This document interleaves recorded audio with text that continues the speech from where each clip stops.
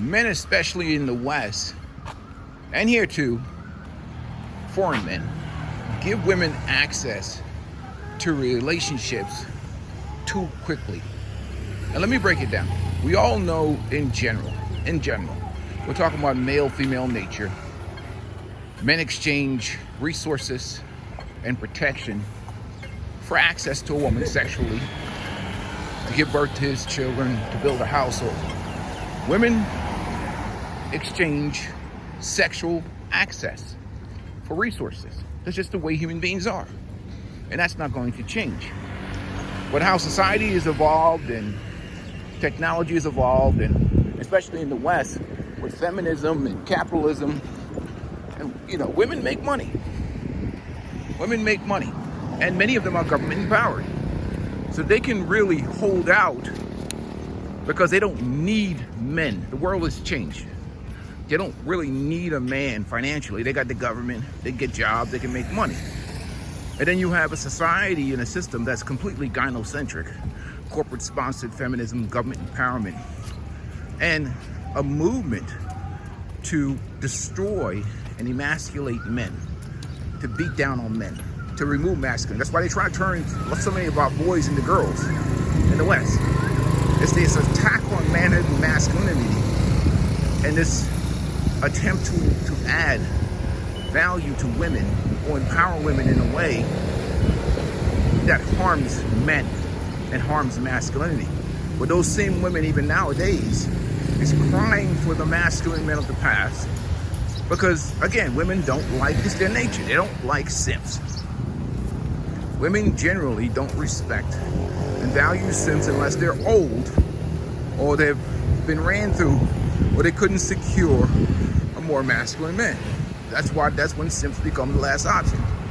But getting further than that, let's get into the real gist of it. And we're going to deal with this scarcity mindset. And a lot of the scarcity mindset comes from men themselves, being in this gynocentric environment, gynocracy, especially in matriarchal culture in the black community specifically, and generally around in America and the West. Western Europe is the same. So this idea of just beating down men, and we have a lot of men walking around with a scarcity mentality because we're driven physically. We have hormones levels, 17 to 20 times more testosterone level than the average woman. So we're driven physically to mate and have sex, pass on our genes. So that gives women an advantage, especially in the West. But here's the problem we have, okay? A woman's leverage, her relationship leverage, is her physical. A man's leverage is his protection, his resources. And so a man has an appreciating leverage. As you get older, and if you take care of your body, take care of your finances, take care of your resources, you're going to do well. Even a guy like me who's retired at 50, you're going to do well financially. You're going to do well. So your leverage, which is a resource-based leverage, is always going to appreciate until you die or you get sick or something unforeseen circumstance happens to you, which is, it is what it is. But that woman has we're not talking about her status and her economic status. Her physical leverage depreciates. It depreciates like milk. And the value is only to the man that she's with, or a simp. A man that she's with, unless she looks so outstanding. But that's why you see women like Lisa Ray and Vivica Fox getting laughed at today, because they still think they have physical leverage, trying to leverage men with 60-year-old box and 57-year-old box. Men are just laughing at her. Even a homeless man will laugh at her. Guys may still hit it because just for a trophy on the wall, but they have no leverage. Old box has no leverage.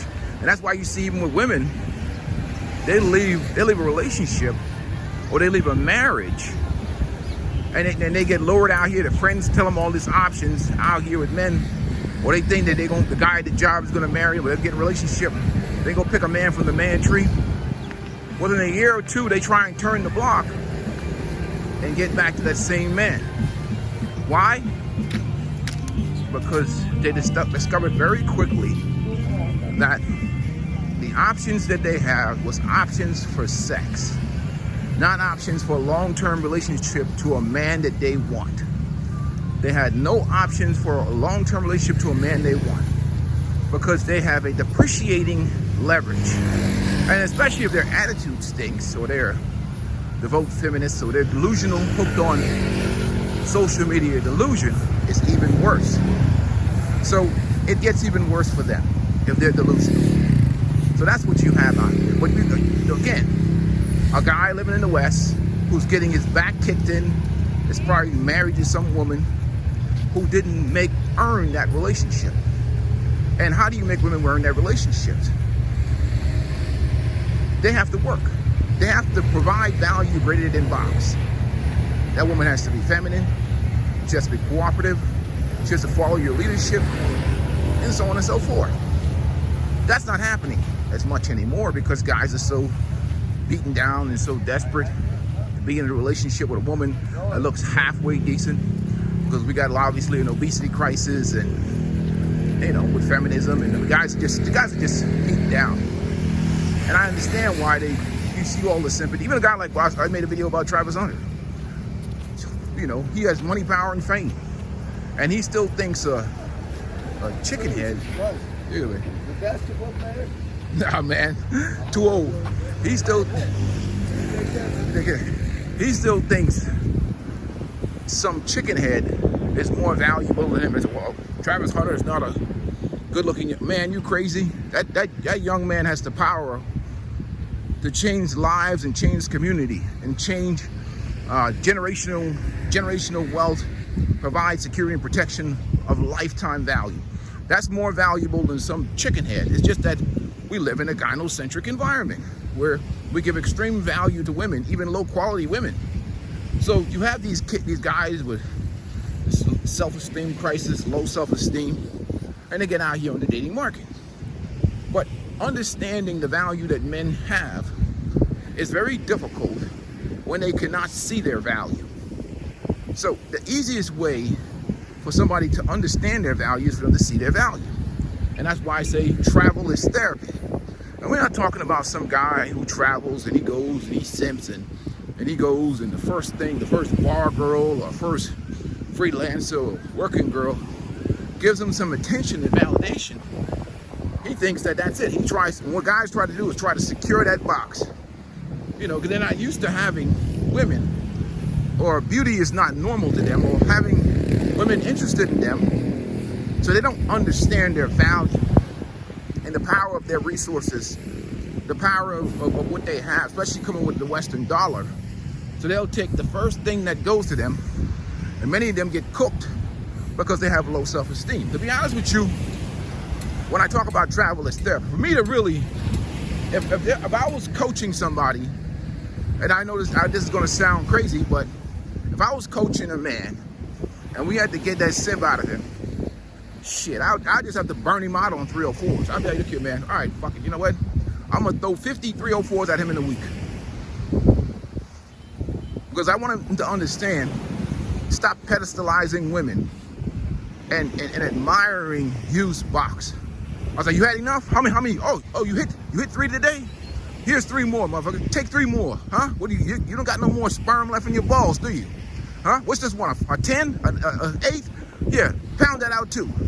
And tell that motherfucker, until he's begging for mercy and say, please, peaceful life, don't send me no more hoes. Okay, now you stop worshiping women, right? And you understand that sex is just a memory.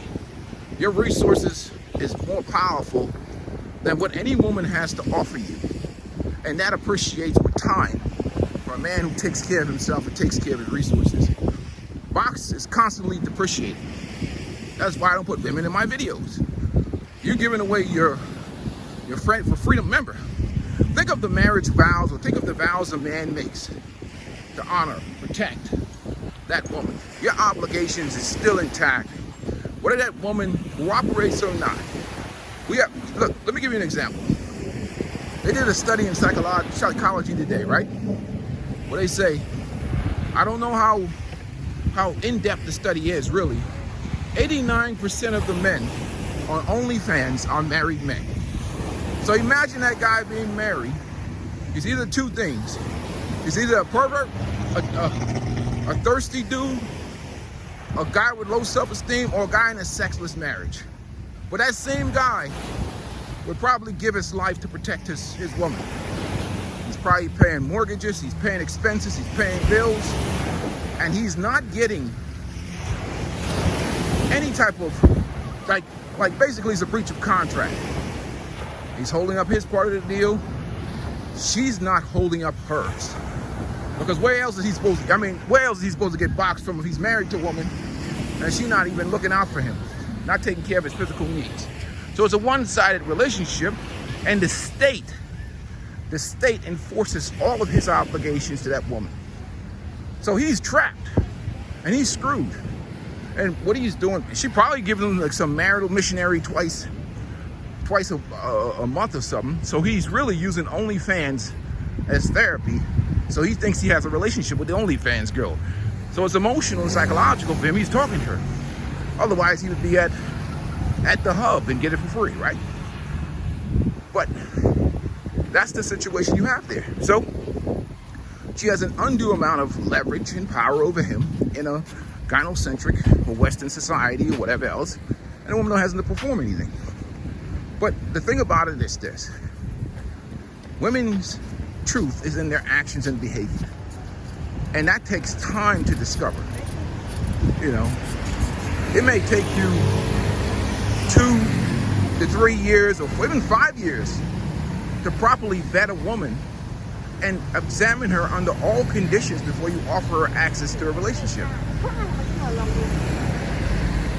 It might take you that long because you've given up a hell of a lot more than, and she's getting a hell of a lot more from you, because what she's sitting on is a depreciating leverage.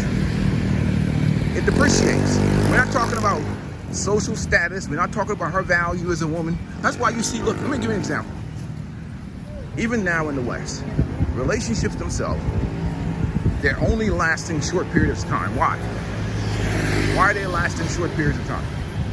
Because that dude comes in hot and heavy if he has any self-esteem or any optionality, right? And what happens is that woman makes it about maybe a month or two past the acting stage,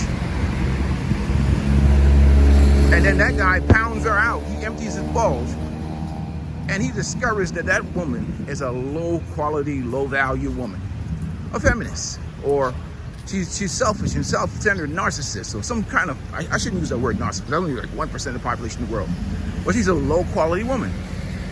And he's like, hell no, the juice ain't worth the squeeze, and he's out, right? So when I talk about travel as therapy, it's about getting rid of the scarcity mindset. And many guys, unfortunately, I try to stay away too much from this content, need the coaching because they don't understand. You can't understand your value unless you see your value. And you see your value. You got to see it, you know, and understand it. Even if you're in an environment like this, you shouldn't be getting relationships with certain types of women unless you just understand the game. And like some of these old dudes come over here, they understand. So the ones you see crying on YouTube are the ones that try to elevate low quality women to relationship status. They hit that box and they fall in love because they still have low self-esteem issues. And what they do is, you know, they try and convert a woman up the nights of the streets to a wife or a girlfriend or whatever else, and they end up getting played and cooked for their money. And then they make these videos crying and banging, but really the issue is weak men. And the issue is simple. So men have to adapt, build their strength, build their endurance, you know, build their mental discipline. Because discipline is more important than game nowadays. You have to be disciplined. You know, and you have to have experience. Good morning. And that's something that comes from learning and understanding. So That's when I see the problem is giving women access and all their value. And I don't want to say this to the ladies. I mean, look, it's not about being offensive, but your leverage, you sit on it every day in terms of, you know, the ability to motivate a man to get in a relationship with a woman. That's a depreciating leverage. And it's too bad that men can't see it. But that's just my take on the situation. And I know, God, look, for the religious people, please leave me alone, because I don't want to hear anything about your scriptures until the amount of fornication and debauchery goes down in the church, because everybody pontificates religion. They do it on social media all day long. They talk about Jesus, but they're living like demons. So I don't want to hear anything about religion. You've lost your credibility. We have so many dirty D pastors and fornication and corruption and whatever in the church and whatever else. I don't want to hear anything about no damn religion. Because human nature seems to be winning more than religion or spirituality or God or whatever else. Kick rocks with that. Anyhow, that's just my take on the situation. So global travel is therapy for men, but they have to be coached. It has to be coached. And that's why I recommend my brother, the coach and clinician. You want to get a masculine male therapist, because what happens is most therapists have been indoctrinated with feminist ideology, and they give therapy through the lenses of the female. And that's why women love therapy so much, because that feminist, male or female therapist is just going to reaffirm what she wants to hear. Because let's think about it right there. There's no money to be made in the cure. If he doesn't tell her what she wants, she's going to stop therapy, and he's not going to make, that therapist is not going to make any money. So there's no incentive for a therapist to really address the real issue if they want to make some money. So that's why I recommend my brother, the coach and clinician. I think men should go to that type of therapist and not deal with these feminist therapists or these simp-ass men, beta males, simp mangina. I won't even use that word, beta or whatever. What would be using that against us? These weak dudes, you know, giving therapy, or these women that are feminists. You're not getting any solutions to any problems. So that's my take on the situation. Again, men have to change. Men have to adapt. And you have to make women earn the right to be in a relationship with you. The way to get rid of that scarcity mindset is to understand your option. Traveling globally. Don't travel globally and be like, oh, first thing I'm gonna do is get in a relationship with some woman.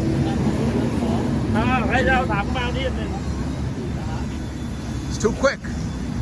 Take your time, man. Explore your options. Enjoy the culture. There's a whole bunch of box you can enjoy, you know, without committing to women or anything else like that. Take your time, man.